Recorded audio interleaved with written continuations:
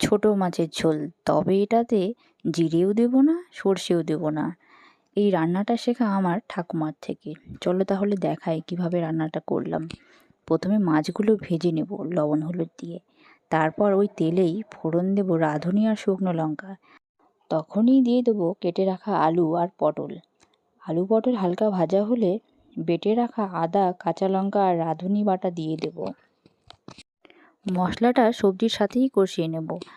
কাঁচা গন্ধ চলে গেলে দিয়ে দেব জল পরিমাণ মতো। মশলা কষানোর সময় আমি লবণ হলুদও অ্যাড করেছিলাম। পাতলা ঝোল করব, তাই জলটা একটু বেশিই দিয়েছি। বাড়িতে মাছ হলে ঝোল ঝোল খেতেই সবাই বেশি পছন্দ করে। সবজিগুলো সেদ্ধ হয়ে গেলে আমি দিয়ে দিয়েছি মাছগুলো।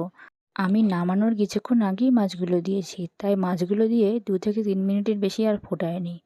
তৈরি হয়ে গেছে আমার ছোট মাছের ঝোল রাঁধুনি দিয়ে। কে কে এভাবে খেয়েছো জানিও।